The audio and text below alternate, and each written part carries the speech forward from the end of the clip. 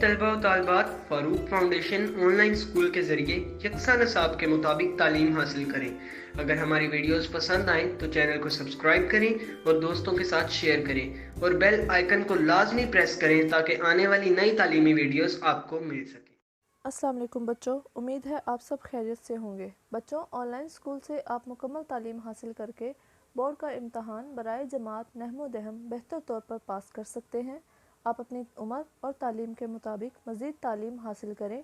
वालिदैन से फ़ोन या कंप्यूटर पर हमारी वीडियोस के ज़रिए तालीम हासिल करने की दरख्वास्त करें। रोज़ाना 1 से 2 घंटे ऑनलाइन पढ़ाई करें और जब आप स्कूल जाएंगे तो आपको मज़ीद किसी मदद की ज़रूरत नहीं होगी। इस तरह पढ़ाई करके अपना वक्त और वालिदैन के अखराजात में बचत कर सकते हैं। ऑनलाइन स्कूल की कोई फ़ीस नहीं है। आप जूम पर भी क्लासेस का फ़ायदा उठा सकेंगे। हर मजमून की मुकम्मल तालीमी वीडियोज़ मौजूद हैं। Students, I am taking all these contents of this chapter from the Punjab textbook board. In previous lecture, we were studying about the unit number 4, Hazrat Asma Raziyallahu Ta'ala Anha. First of all, I am giving you some introduction about the Hazrat Asma Raziyallahu Ta'ala Anha. Hazrat Asma Raziyallahu Ta'ala Anha was a daughter of Hazrat Abu Bakr Siddiq Raziyallahu Ta'ala Anhu, had great love for Islam and the Rasul Sallallahu Alaihi Wasallam. She left no stone unturned to serve the and help the Rasul Sallallahu Alaihi Wasallam. When he Sallallahu Alaihi Wasallam migrated from Makkah to Medina, Hazrat Asma Raziyallahu Ta'ala Anha was very wise and daring. She faced Abu Jahl very courageously and wisely when he came to her house in great anger. She Raziyallahu Ta'ala Anha was very kind-hearted and generous. When she inherited a garden, she sold it and distributed all the money among the poor and the needy persons. And Hazrat Asma Raziyallahu Ta'ala Anha will always be remembered for her courage. Her life would always be a beacon of light for all of us. The theme of the lesson is to know and appreciate how Muslim women stood with integrity and valor for the cause of Islam. Not only did they help the cause, but they were also and the role model for the entire Muslim Ummah. Most often, they were perfect examples of modesty, truthfulness, honesty, piety, bravery, and even generosity. So students, this was a brief introduction about the Hazrat Asma Radhiyallahu Ta'ala Anha. Now we move on to the exercise. First one is about the glossary. In glossary, we are going to discuss about the difficult words, their meanings and synonyms. First one is refuge. Refuge का मतलब होता है पनाहगाह, place of safety, instantly, फ़ौरन, immediately, constant, मुसलसल, regular, detect, पता चलाना, मालूम करना, टू फाइंड आउट, राइप, पुख्ता, मैच्योर, रिवील, जाहिर करना, इंकशाफ करना, and show off. Next one is about the oral activity. Oral activity का मतलब होता है कुछ ऐसे क्वेश्चंस जो कि आपकी वोकेबलरी को इन्हांस कर रहे होते हैं या आपके बोलने की जो तरीका होता है उसको बढ़ा रहे होते हैं। तो यहाँ पर ओरल एक्टिविटी में कुछ क्वेश्चंस दिए गए हैं। First one is discuss the salient features of the personality of हज़रत अस्मा रज़ियल्लाहु ताला अन्हा। हज़रत अस्मा रज़ियल्लाहु ताला अन्हा की जो पर्सनैलिटी है, जो शख्सियत है, उनकी खसूसियात लिखनी है यहाँ पर हमने। हज़रत अस्मा रज़ियल्लाहु ताला अन्हा वाज द डॉटर ऑफ हज़रत अबू बकर सिद्दीक रज़ियल्लाहु ताला अन्हु, had great love for Islam and the रसूल सल्लल्लाहु अलैहि वसल्लम. She left no stone unturned to serve the Rasul and help the Rasul sallallahu alaihi wasallam when he sallallahu alaihi wasallam migrated from Makkah to Medina. Hazrat Asma radhiyallahu anha was very wise and daring. ये भी characteristic है. She faced Abu Jahl very courageously and wisely when he came to her house in great anger. She radhiyallahu anha was very kind-hearted and generous. When she inherited a garden, she sold it and distributed all the money among the poor and the needy persons. Next one is name some prominent होता है वाज़े शख्सियात। Women in today's world share their achievements. आजकल की दुनिया की कुछ मुमताज़ या बड़े जो ख़वातीन हैं उनके नाम बताएं, उनके कारनामे बताएं। In today's world, आजकल की दुनिया में which is often characterized by greed, selfishness, selfishness, and lust of power, we find many prominent Muslim ladies who have devoted themselves to the cause of Islam and who are making every possible effort for the welfare of the Muslim. आज की दुनिया में जो कि लालच, खुद गर्जी और इख्तियारात के लिए जुनून से इबारत है, हम बहुत सी मुमताज़ मुसलमान ख़वातीन को देखते हैं जिन्होंने इस्लाम के मकसद के लिए अपने आप को वक्फ कर दिया. Some of the most prominent women are Nighat Hashmi and Alma Rahila. One of the greatest achievements of these ladies is that they have made many Muslim ladies live accordingly to the true spirit of Islam and have helped them get their just rights. इंतहाई नामवर ख़वातीन में से निगत हाशमी और आलमा राहिला का शुमार होता है. इन ख़वातीन के अजीम कारनामों में से एक ये है कि उन्होंने बहुत सी मुसलमान ख़वातीन को इस्लाम की हकीकी रूह के मुताबिक ज़िंदगी गुजारने के लिए कायल किया और उनके जायज़ हकूक़ हासिल करने में उनकी मदद की. Next question, what contribution can women make the society in Pakistan? Pakistani माशरे के लिए औरतों की क्या खिदमात औरतें अदा कर सकती हैं या दे सकती हैं? Women undoubtedly play a vital role in reforming our society. In Pakistan, women can make contribution to our society by working as teachers, professors, doctors, writers and social workers, etc. बिलाशुबा औरतें माशरे के इस्लाह में अहम किरदार अदा करती हैं. पाकिस्तान में ख़वातीन टीचर, प्रोफेसर्स, डॉक्टर्स, मुसन्नफ़ीन और समाजी कारकुन वगैरह की हैसियत से काम करके हमारे माशरे के लिए खिदमात अंजाम दे सकती हैं. They can make great contribution to the society by bringing up their children according to the true spirit of Islam. It will surely help their children become good and useful citizens of Pakistan. वो अपने बच्चों की इस्लाम की हकीकी रूह के मुताबिक परवरिश करके माशरे के लिए अजीम खिदमत अंजाम दे सकती हैं. ये बात यकीनन इनके बच्चों को पाकिस्तान के अच्छे शहरी बनने में मदद करेंगी. Next question is about the stress and intonation. Stress क्या होता है? Read the words carefully and note the stressed and unstressed syllables in them. बेटा, स्ट्रेस्ड वर्ड वो वर्ड होते हैं जिन अल्फाज को हम ज़ोर देकर नुमाया तौर पर पढ़ते हैं, यानी कि ऐसा वर्ड जिसको हम ज़ोर देकर पढ़ें तो ताकि वो प्रोमिनेंट हो जाए, वो स्ट्रेस वर्ड होता है. और इंटोनेशन क्या होता है कि जब हम इंग्लिश बोल रहे होते हैं तो कभी हम आवाज़ को मध्यम करते हैं और कभी हम आवाज़ को तेज़ कर लेते हैं. तो इस आवाज़ को एकदम से मध्यम करना और तेज़ कर देना, तो आवाज़ के इस उतार चढ़ाव को हम इंटोनेशन कहते हैं. यहाँ पर स्ट्रेस्ड और अनस्ट्रेस्ड सिलेबल्स की बात हो रही है. स्ट्रेस सिलेबल्स वो होते हैं जिनके ऊपर हम एक लफ्ज़ जिसके हिस्सों के ऊपर हम ज़ोर देकर अदा करें, वो स्ट्रेस सिलेबल्स होंगे.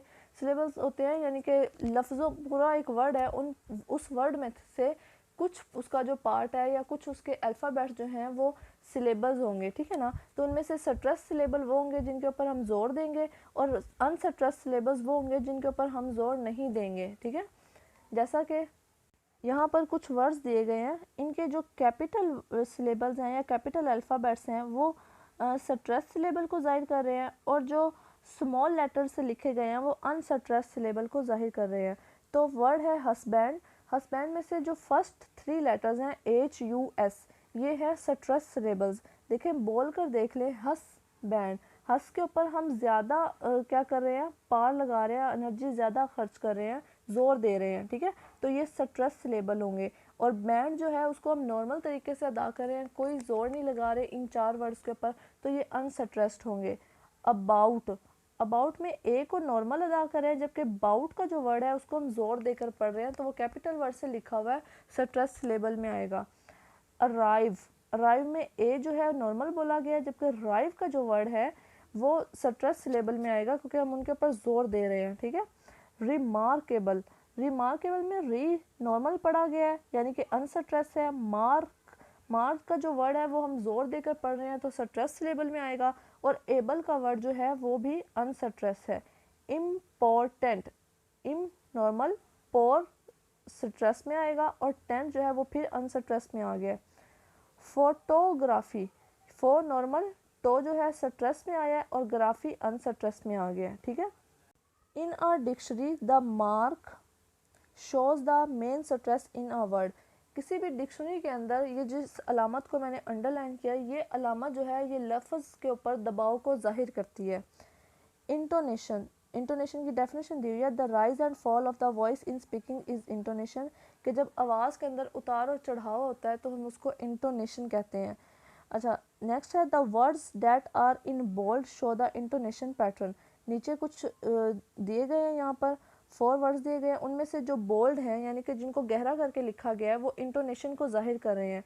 डू यू लाइक इट, तो यहाँ पर जो डू का वर्ड है ये क्या कर रहा है, उतार चढ़ाव को, यानी कि हम डू को थोड़ा ज़्यादा फोर्सफुली बोलते हैं, फिर आगे you like it normal way में बोलेंगे, तो जो डू का वर्ड है ये इंटोनेशन है, ठीक है। डू यू लाइक इट, यहाँ पर यू को ज़ोर से बोला है, डू यू लाइक इट, फिर आगे इसी तरीके से जिस जिस वर्ड को जहाँ जहाँ बोल्ड किया गया है वो सारे के सारे जो है वो इंटोनेशन वर्ड को जाहिर कर रहे हैं। Here is a question A related to this summary stress and intonation. Find the stress words in the following paragraph. ये जो पैराग्राफ दिया गया है इसके अंदर से हमने स्ट्रेस वर्ड को मतलब कि ढूंढना है, तो हम देख लेते हैं यहाँ पर कौन कौन से स्ट्रेस वर्ड्स हैं। द प्रेपरेशन, तो प्रेपरेशन का वर्ड जो है वो स्ट्रेस वर्ड है। फॉर दिस जर्नी, जर्नी का जो वर्ड है वो भी स्ट्रेस वर्ड के अंदर आ रहा है। Was made at the house of हज़रत Abu Bakr Siddique, house, house का वर्ड भी हम जोर देकर बोल रहे हैं, हाउस का वर्ड हज़रत अबू बकर सिद्दीक, ये वर्ड भी क्या आ रहा है, स्ट्रेस वर्ड में आ रहा है। हज़रत अस्मा, हज़रत अस्मा भी स्ट्रेस में है। रेंडर्ड यूज़फुल, यूज़फुल सर्विसेज, ये दोनों वर्ड जो हैं ये स्ट्रेस में आ रहे हैं। इन दिस रिगार्ड, रिगार्ड का वर्ड भी स्ट्रेस में आ रहा है। She prepared food for this journey, तो प्रिपेयर्ड का वर्ड आ रहा है यहाँ पर और जर्नी का वर्ड आ रहा है। उसके बाद देखिए she tied it on the camel back with her own belt when nothing else could be found, तो यहाँ पर नथिंग का वर्ड जो है ये स्ट्रेस में आ रहा है। इसके अलावा for this service she was given the title of ज़ातुन नतकीन बाय द रसूल सल्लल्लाहु अलैहि वसल्लम, तो यहाँ पर ज़ातुन नतकीन का वर्ड आएगा और रसूल का वर्ड जो है ये स्ट्रेस वर्ड्स में आ रहा है। Next, how many syllables the following words have. Syllables के बारे में मैंने अभी आपको बताया कि किसी भी वर्ड के जो हिस्से होते हैं वो सिलेबल्स कहलाते हैं, ठीक है। तो यहाँ पर कुछ वर्ड्स उन्होंने दिए हैं और उन्होंने कहा आप बताएं हमें कि इनके कितने सिलेबल्स हैं, साथ में उनके मतलब के मीनिंग वगैरह भी। तो यहाँ पर पहला वर्ड है पॉलिटिकली, तो अगर हम इसको बोल कर देखें बेटा तो हम कितने हिस्सों में इस वर्ड को डिवाइड करते हैं, पॉलिटिकली, ठीक है। तो टोटल 4 हिस्सों में हम इसको डिवाइड कर रहे हैं, पॉलिटिकली, यानी कि सॉरी 5 हिस्सों में डिवाइड कर रहे हैं, ठीक है, first, second, third, fourth and fifth. तो यहाँ पर पॉलिटिकली को हम उर्दू में ऐसे लिखेंगे, मतलब कि अगर हम इसकी प्रोनाउंसिएशन बनाएं या तलफ़ुज़ देखें, और इसका मानी है सियासी तौर पर। नेक्स्ट वर्ड इज़ पॉलिश, तो इसको हम 2 वर्ड्स में 2 सिलेबल्स इसके आएंगे, यानी कि हम इसको 2 वक्फ़ों में अदा कर देते हैं, पॉलिश, ठीक है। तो यहाँ पर चमकाना इसका मतलब है। Next one is polka, polka ये भी इसके भी 2 सिलेबल्स है, इसका मतलब है रक्स करना, पॉल, तो पॉल का सिर्फ एक ही सिलेबल है, यानी कि 1 सिलेबल है इसका, इंतखाब करना। पोलन, पोलन को भी 2 सिलेबल्स के अंदर हम करते हैं डिवाइड, और इसका मतलब होता है जरदाना, यानी कि जो फ्लावर होते हैं उनके ऊपर जो पोलन्स मौजूद होते हैं वो मुख्तलिफ कलर्स करते हैं, तो उसको पोलन कहते हैं। Next question B, give pronunciation of the following words with the help of the pronunciation key by the given in your dictionary. वो क्या कह रहे हैं कि प्रोनाउंसिएशन आप देखें कि क्या होगी अपनी डिक्शनरी की मदद से, डिक्शनरी के जो कीज़ होती हैं उनकी मदद से। तो हम देख लेते हैं यहाँ पे एमिग्रेंट वर्ड है, उसको हमने अगर डिक्शनरी के रूप से देखें तो इंग्लिश में उसका प्रोनाउंसिएशन ऐसे बनेगा, उर्दू में एमिग्रेंट। ये मैं आपको पहले भी बता चुकी हूँ, जब हमने पीछे ट्रांसलेशन की थी तो उसमें हर उसके पैराग्राफ में मैंने आपको बताई थी प्रोनाउंसिएशन। इसका मतलब होता है तारकीन वतन, यानी कि ऐसे लोग जो कि अपने वतन को छोड़ दें। पेरिलस, तो यहाँ पर ये उसके कीवर्ड्स में से आता है डिक्शनरी के, और पेरिलस ऐसे लिखा जाता है, इसका मतलब होता है ख़तरनाक। इन्फ्यूरिएटेड, इन्फ्यूरिएटेड यानी कि गुस्से में। नॉलेज ऐसे लिखा जाएगा और इसका मतलब है इल्म। आंसरिंग, तो इसका ये है मतलब कि अनसर्विंग यानी कि मुस्तकिल मिजाज, साबित कदम। Next is question number C, answer the following questions. कुछ क्वेश्चंस दिए गए हैं एक्सरसाइज में जिनके हमने आंसर ढूंढने हैं।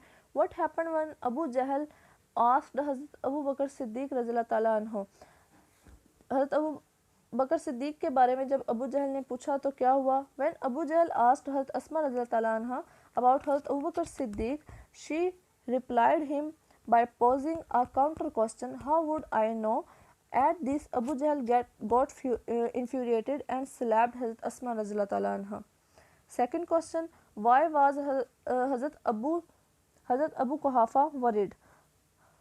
Hazrat Abu Quhafa was worried about the wealth because he thought that Hazrat Abu Bakr Siddiq radhiyallahu ta'ala anhu had taken it. Next, question number 3, how did Hazrat Asma radhiyallahu ta'ala anha console her grandfather?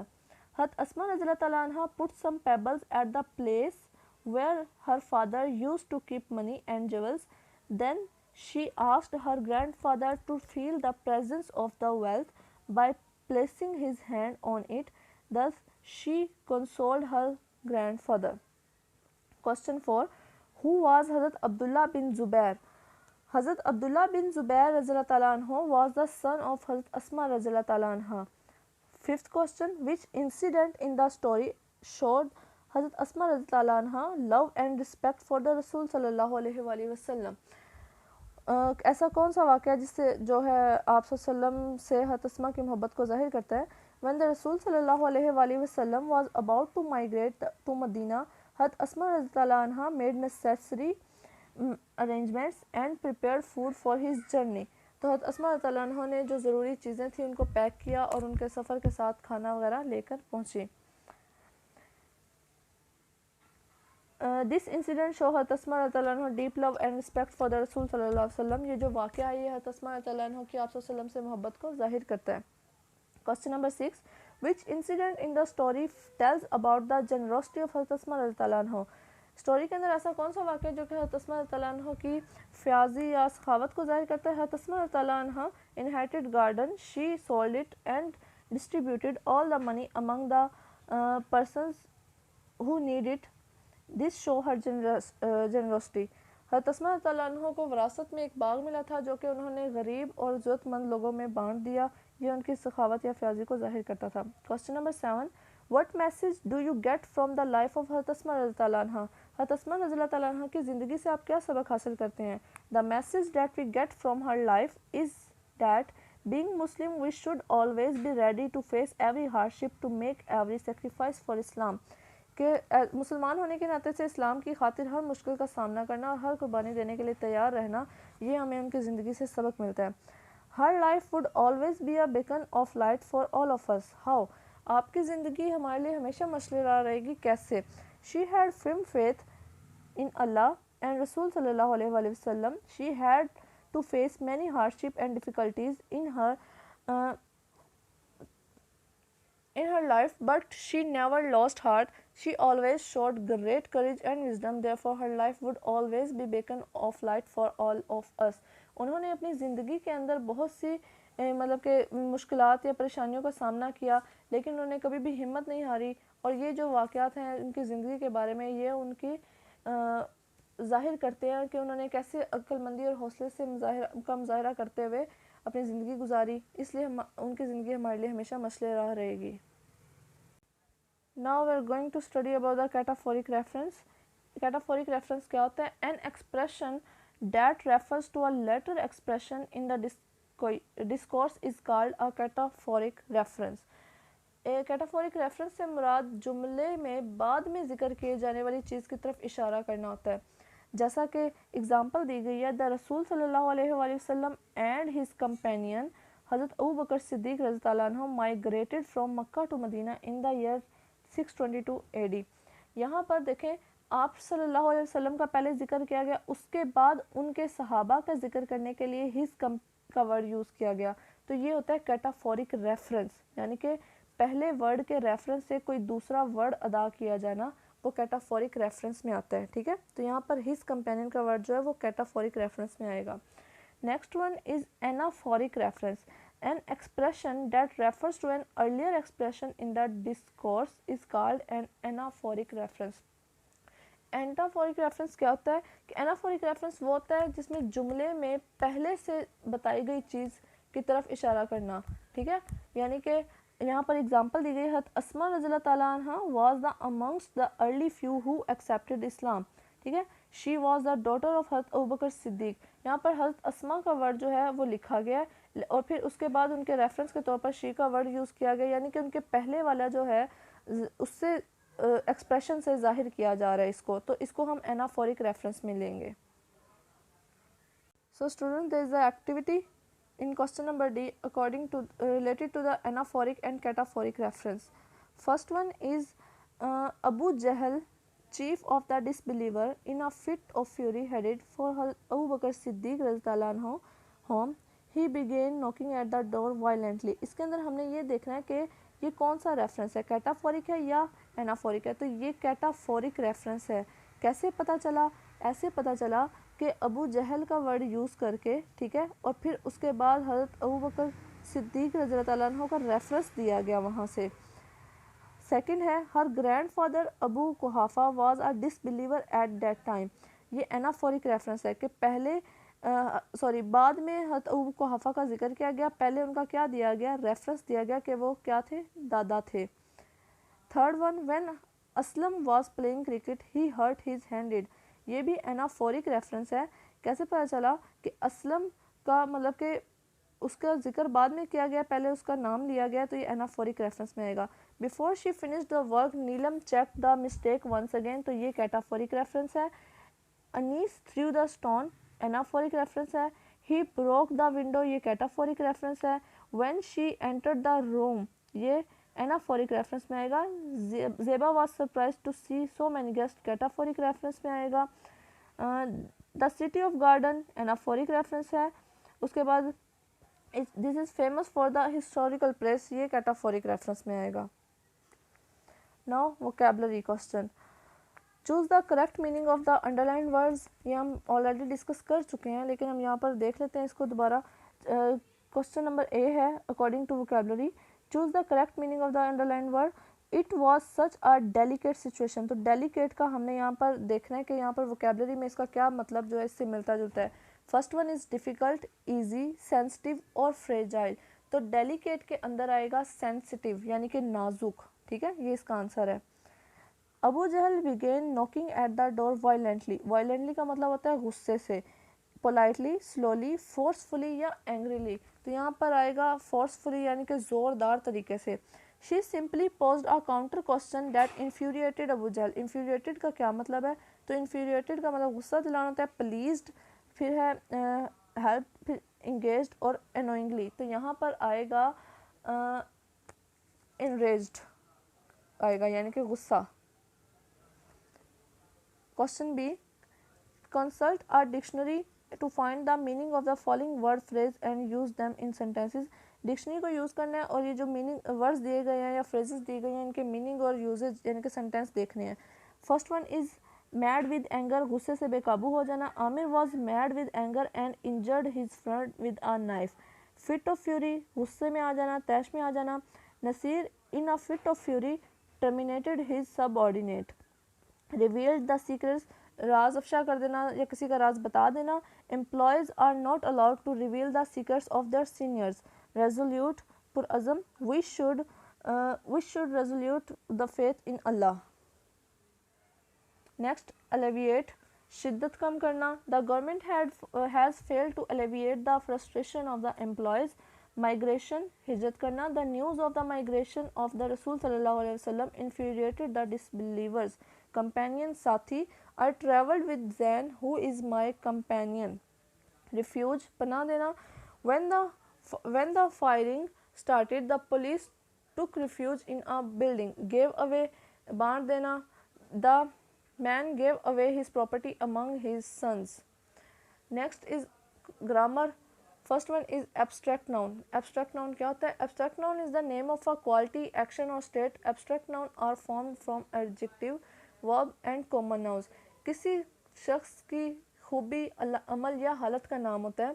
इसके अंदर इसम सिफ्त और इसम नकरा से ये बनाए जाते हैं. For example, she faced every calamity of life with patience and valour. तो यहाँ पर पेशेंस और वेलर का वर्ड जो है ये उसकी प्रॉपर्टी को जाहिर कर रहा है, यानी कि उसकी क्वालिटी को जाहिर कर रहा है.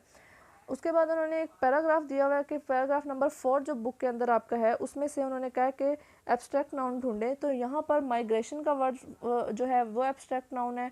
फिट एब्स्ट्रैक्ट नाउन है. रिस्पॉन्स का वर्ड एब्स्ट्रैक्ट नाउन में आता है. विजडम, करेज, क्ल्यू, ठीक है, और सीकर्स. ये जितने भी वर्ड जो कि बोल्ड लेटर में लिखे हुए ये सारे के सारे एब्स्ट्रैक्ट नाउन्स हैं.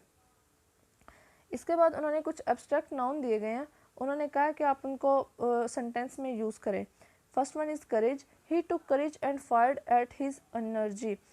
एम्प्टीनेस, खाली करना. The students do not like the emptiness of the hostel. Difficulty, मुश्किल. I do not feel any difficulty in my studies. generosity, सखावत. tolerance and generosity are noble deeds. resolution, azam. He made a resolution to serve his country. suffering, परेशानी. we should seek help of Allah at the time of suffering. यहाँ पर question number सी है, put articles where required. यहाँ पर बेटा ये एक activity दी गई है कि आपने आर्टिकल्स लगाने हैं, जहाँ पर ज़रूरत हो वहाँ पर आर्टिकल लगाने हैं. So first one is trees are grown on either side of canal. ठीक है, तो यहाँ पर ऑफ के बाद दा का वर्ड आएगा. ठीक है, यहाँ पर दा का वर्ड आएगा कैनाल के साथ. Her courage and patience are exemplary. ठीक है, her courage and patience is exemplary आएगा, यानी कि पेशेंस के साथ आर का वर्ड नहीं आएगा बल्कि यहाँ पर इज़ का वर्ड आएगा. Kindness and tolerance are noble deeds. तो kindness and tolerance are noble deeds, इसके अंदर ये बिल्कुल परफेक्ट मतलब कि सेंटेंस है. इसके अंदर कोई आर्टिकल लगाने की ज़रूरत नहीं है. Higher you go cooler it is. The, यहाँ पर हायर से पहले दा का वर्ड आएगा. The higher you go the cooler it is, यहाँ पर भी दा का वर्ड आएगा. Next one 5, he is tallest boy in his class. तो यहाँ पर भी दा का वर्ड आएगा क्योंकि स्पेसिफाई कर रहे हैं उसको. Dog 6 one is dog is faithful animal. तो डॉग से पहले दा आएगा. ठीक है, the dog is a faithful animal. 7, Indus is the largest river in the Pakistan. तो यहाँ पर इंडस के बाद इंडस इज़ के बाद दा का वर्ड आएगा यहाँ पर लार्जेस्ट से पहले. ठीक है, mount Everest is highest peak in world.